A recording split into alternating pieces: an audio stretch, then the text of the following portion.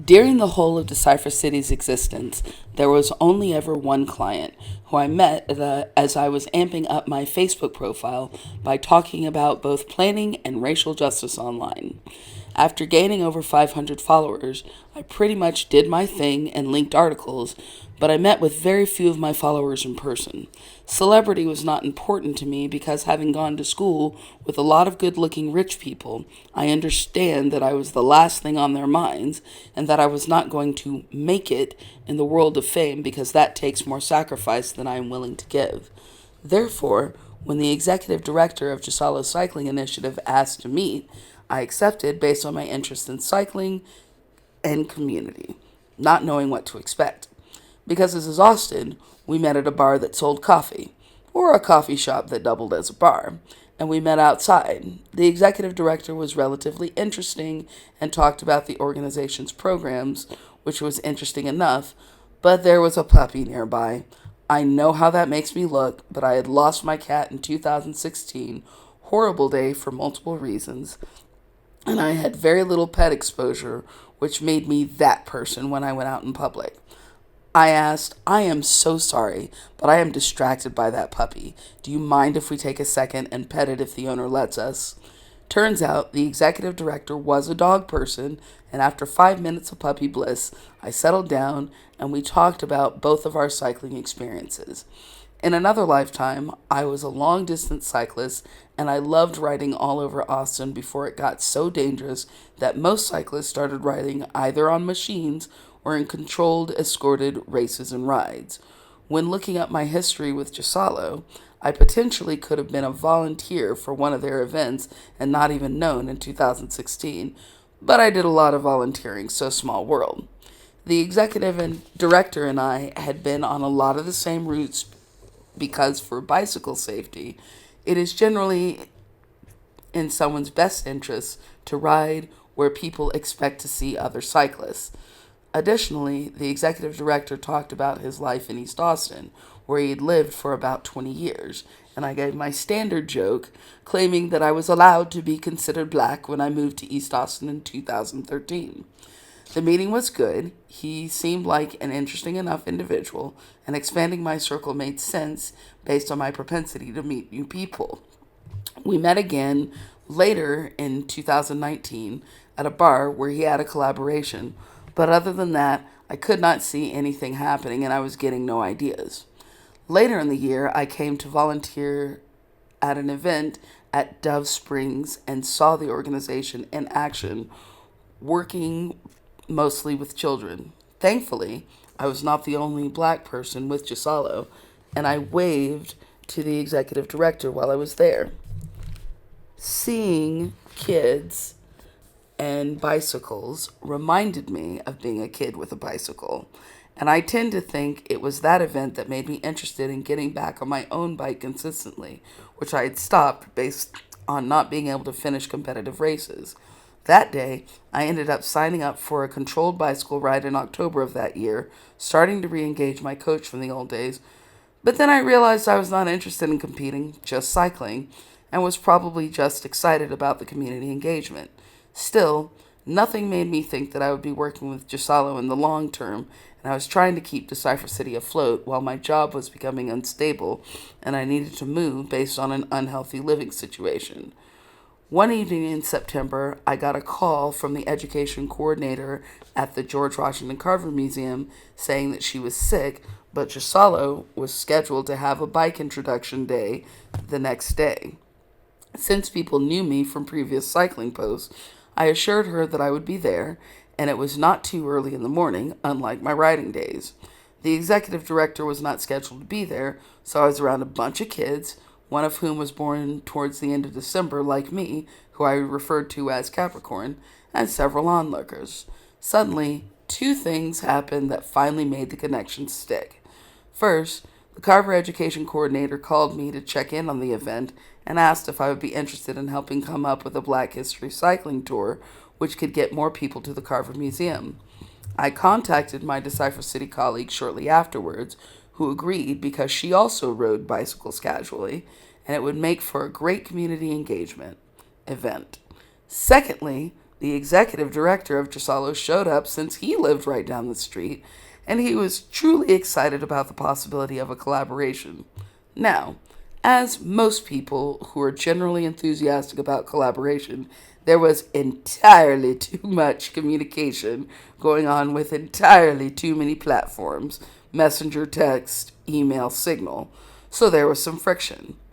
However, once we limited ourselves to emails, the planning went well, and we scheduled 2 cycling tours to take place during the East Austin studio tours for artists, which would bring people to the historic Black East Austin community in the first place. It was then that a logo was designed for Decipher City so that my colleague and I could wear uniforms that would distinguish us from Ghisallo, and with a little friction in getting the shirts printed, the tours went off without a hitch. My colleague filmed my talking using my phone, which was extremely helpful later when the website was sabotaged because I could easily repair it by editing the videos I already had. Later, I would consider that there is a general tendency to make Black people perform knowledge in front of people while being entertained, and the first tour reeked of that kind of behavior. Yes, I was a tour guide, but the original concept of Decipher City was interracial collaboration with mutual respect, not, look at the Negro I found. She talks in front of other people too. Ghisallo and Decipher City had also decided to create a tour on Chicano East Austin, but I refused to do so without contracting a Chicano tour guide, to which we all agreed. Since it was the holiday season, I went to the end-of-year banquet at Ghisallo and met the Yellow Bike organization, which hosted, as well as the accountant for Ghisallo. All in all, a very successful community engagement collaboration and firmly fixed connection, and meeting other cyclists and meeting other casual cycling organizations made me feel better about not having been fast enough to finish my events back in the day. January 2020 brought the first meeting for the Chicano East Austin tour, but by then, my Decipher City colleague had already partially disengaged with everything except the digital merchandising for the tour. We made 2 tour dates, February 29th, 2020 and March 29th, 2020, since there would be no direct event tying anyone to East Austin then. Ghisallo had found a contractor for being a tour guide, and I was doing some of the final research for the site. And then the tour was upon us on Leap Day. Despite getting some information incorrect, which was corrected on the site, the tour was successful, although I had slightly less material to edit for the videos since our contractor was more shy than I am. Things would have probably been more ironed out and efficient on the next tour date if not for the pandemic lockdowns, which ended the second in-person tour with Ghisallo. My roommate encouraged me to do the tour by myself, but with a COVID flare, which I did, but it was disappointing to have only done 1 tour, especially since that was the most popular post on the site when it was public. Again, my job had all but dried up, racial tensions were high, and the lockdowns were still in effect, so I was looking for ways to make income. Ghisallo contacted me after deciding to commission a George Floyd mosaic so that we could collaborate on an exhibit, and I was paid to do research and compose explanation plates for each of the mosaics, getting me some much-needed income. However, placement of the mosaics never occurred because Austinites love performatively emoting without ever truly committing to racial justice in a public way. Most of the mosaics were given to the families of activists, and the potential mosaic tour never materialized. By then, I had started working with the U.S. Census, so it would have been a while before I could commit to doing any research. Simultaneously, after the death of George Floyd, there was an unscripted bicycle tour by a Black man, and it was all over the news in Austin. The news outlet called it the first tour, which they later scrubbed from their sites, and praised this brave Black man for his efforts. To me, it symbolized that when it comes to Black people in Austin, the interest is so sparse that reporters cannot even be bothered to do enough research to know that there were numerous tours long before this individual was ever given a chance. Close to the end of the census work, Ghisallo approached me and offered payment for my participation in the Pedestrian and Bicycling Advisory Council, which I agreed to based on my desperation, my lack of a personal vehicle, and my cycling experience. The executive director mentioned that I had been recommended by his second in command, but they chose not to approach me unless they could offer me payment. This is the only way organizations should approach black people for advocacy jobs. If the organization is run by comfortable people, they owe funding to those who will either be already experiencing distress or will be retaliated against to become in distress by participation. As I once mentioned to the Pedestrian and Bicycling Advisory Councils, the proper volume of black women speaking is dead, which they demonstrated while I participated. Ironically, it was Ghisallo's second in command herself who expressed concern that I might try and finish my terms when it was obvious that the councils were hostile to anyone who refused to blindly smile about active transportation. Other than invoicing for participation with the councils, my involvement with Ghisallo stayed low due to both the pandemic lockdowns and my searching for work. The Simpsons claimed to offer me another opportunity, but they refused to respond for months after I filled out an application in January of 2021. Around Juneteenth, the executive director contacted me and asked if I would help create a self-led tour for Juneteenth, to which I agreed based on interest and financial need.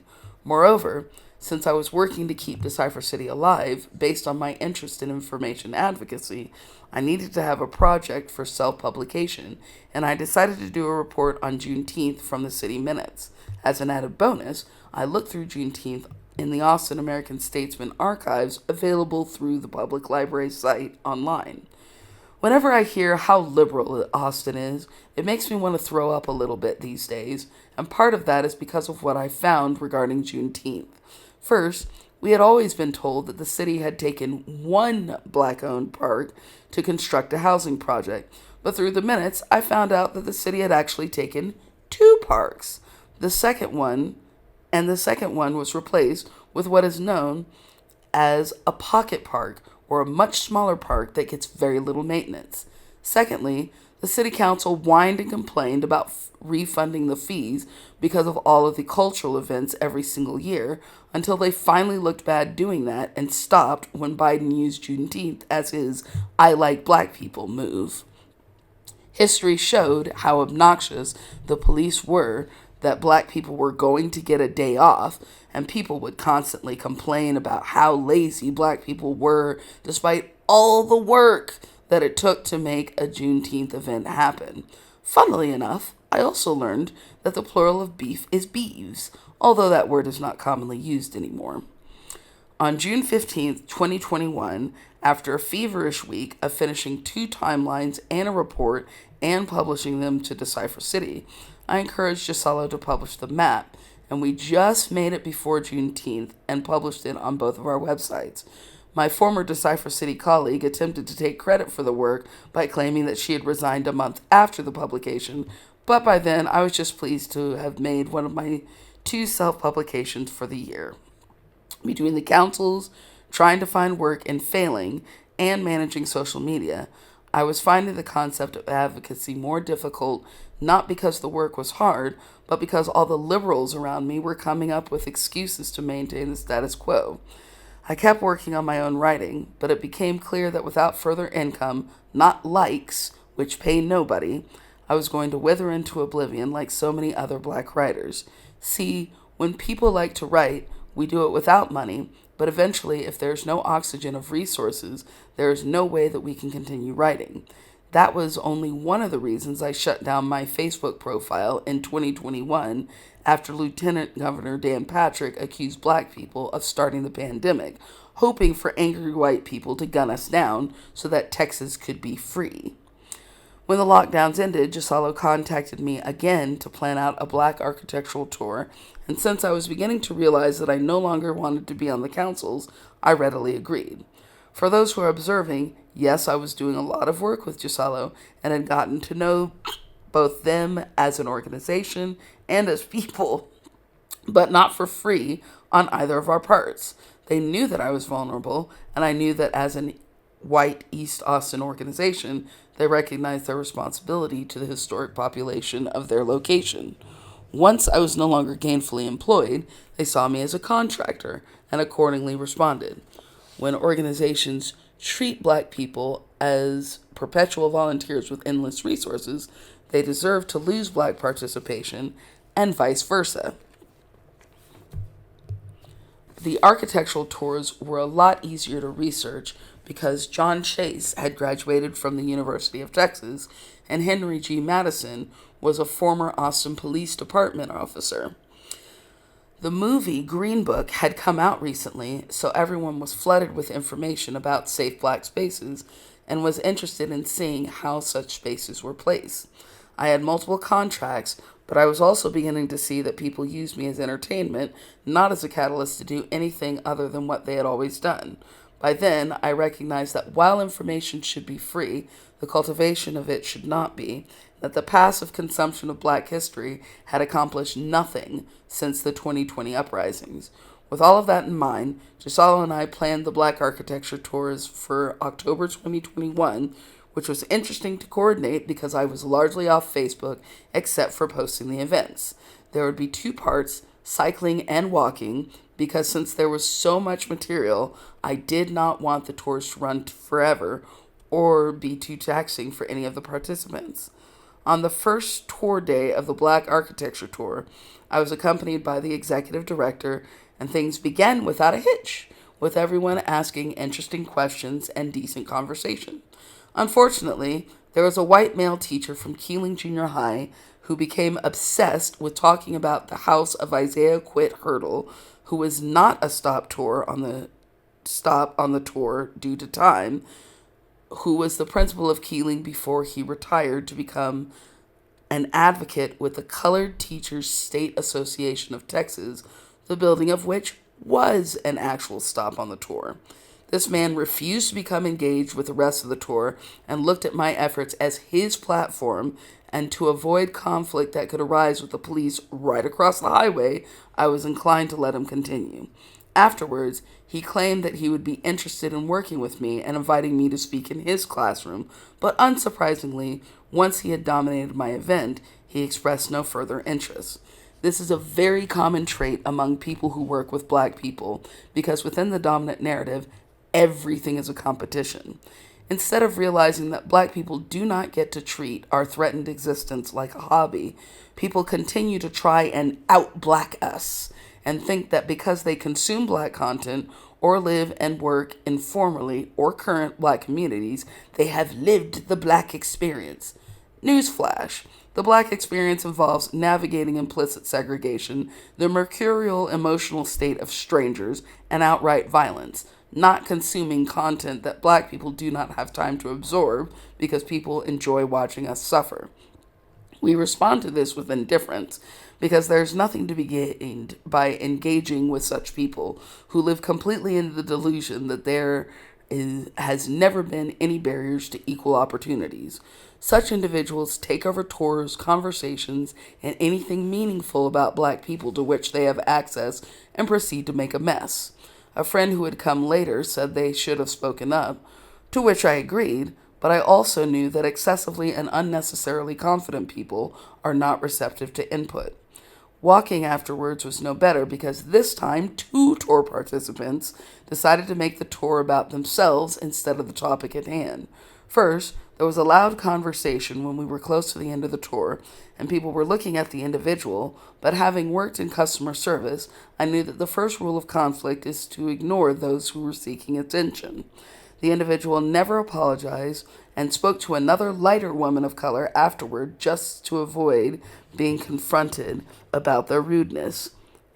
Anyone who thinks that a phone call is just a phone call should consider how obnoxious it would be to have some idiot disrupt weeks of research and preparation for a personal life in which none of the participants are involved. The message was clear.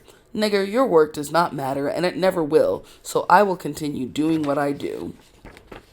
Secondly, there was an older white man from Massachusetts who wanted to make the tired argument that because some black people are allowed to make it, Everyone should be capable of making it. He was starting to get into it during the tour, but fortunately, I was too busy to engage him too much because of all the other things I had to discuss. Unfortunately, after most of the other people had left, the man accosted me and demanded that I admit that black people were too lazy to do what it takes, and he refused to leave me alone until his daughter pulled him away to do other things. During the course of that discussion, I stated, "Sir, you obviously need to believe that, and I have no intention of convincing you otherwise." That really gassed him up, but I refused to give him the benefit of a good faith argument. I had already lived in the Northeast and experienced the racists of the North, so his location was irrelevant to me. His daughter apologized profusely, and then I finished talking to the executive director before going home and sleeping for 15 hours after being hungry and dehydrated. Racism is annoying for many reasons, but the most important reason is that people are entertained by the struggle of black people, and liberals particularly love watching us navigate hurdles because they are always convinced that there will be a happy ending. I remember many discussions during the planning of the tours in which I was instructed to provide a positive spin on the things that were happening. And while I put some positive language in, I reminded people that smiling does not change a situation. There is nothing positive about people who gleefully watch others perform the emotional labor of fighting off abusers all the time. Despite initially liking the movie Hidden Figures, I now find it to be a movie full of whiny brats who cannot get over themselves enough to do their jobs, and that is how I view people's tepid response to racism. I do not care that emotionally immature idiots need fairy stories to be true. Life under oppression is difficult, and maybe if there had been more honesty and less whining about positivity, something might have changed. I am now convinced the reason oppression continues is because people are afraid of losing their entertainment. Oddly enough, Ghisallo's executive director announced that he would be stepping down a month after the second tour, and people looked at me as a potential replacement. While I considered the possibility, I understood many things long before someone smirkingly discouraged me with, "You couldn't get the job even if you applied." First, one of the employees had just had a child, and within a nonprofit, all funding is precious. People enjoyed telling me no on the most innocuous of requests based on my education, but I was not about to start starving children based on the pettiness of others. Moreover, people need black women to fail at everything we do, and since I had gotten to know the organization's staff, I had no intention of making them unemployed based on the glee of racists. Therefore, after careful consideration, I decided that the environmental tour we decided to organize would be my last collaboration before parting ways. During my research, I usually find out something about Austin that I never wanted to know, and that was no different for the environmental tour.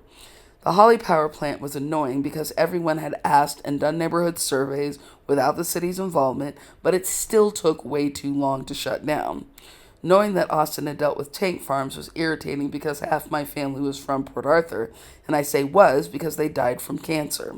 However, finding out that people were sentenced to work at the recycling center downtown as part of municipal sentencing made the environmental push to recycle that much more offensive. People may call me extreme, but using judicial translation prison labor to minimally protect the environment is egregious. Additionally, the trail, which the recycling organization had developed after cleaning, was only developed after Montopolis residents had complained and fought illegal dumping in that area for years. For the first time, I asked Ghisallo not to uplift that organization because ignoring residents and prison labor are not things I endorse, no matter how much greenwashing is splashed on them. Initially, I got no response, which I expected based on potential loyalty to another organization. After a week went by, I lost it and demanded either a response or a lie. At the time, I was also dealing with my housing situation, looking for work before finally committing to apply to the IRS, and advocacy that was looking more like an attention-seeking joke instead of moving towards change. While I accepted that they were replacing the executive director, I was struggling to know if I was going to be paid for a report that I was doing for one of my other contracts, while knowing that it was going to take a miracle not to end up on the streets. The second in command fervently apologized, got me a response, and we moved forward from there. After that brief friction, everything else went forward without a hitch, and I even let her know when my mother passed, just in case I had to change the date of the last tour. So many people are congratulating themselves for handing out scraps that they fail to acknowledge that they are handing out scraps. I never got paid for that report because the city was uninterested in being informed about the inequity of its trails, and I could not reasonably justify the expense for Ghisallo. Being the daughter of two business owners who were attorneys, I know a lot about business ethics, and doing work outside the scope while charging would open me up to a lawsuit. The weather was getting hotter faster, and I was grateful that we had scheduled for the last day of April because I had no intention of trying to talk through the heat of May. We were lucky because Carmen Yanez Pulido was able to bring people to speak and talk about the springs that were not protected because they were on the wrong side of town. Even though we did not visit one of the stops due to time, it was mentioned on the story map we included, and we made it back within our 2-hour time limit, just as the day was beginning to get hot. The second in command and another Ghisallo instructor would be leaving Ghisallo as well, but we were all proud of our work on this final project. I invoiced the organization the next day only because I had considered not doing so based on tax fees, but I had not started at the IRS yet, so I needed the money. The last time I spoke to Ghisallo was for the tax form they sent in 2023, which was towards the end of my advocacy work within the dominant narrative. The last time I communicated was when the deciphercity.org site came down in 2025.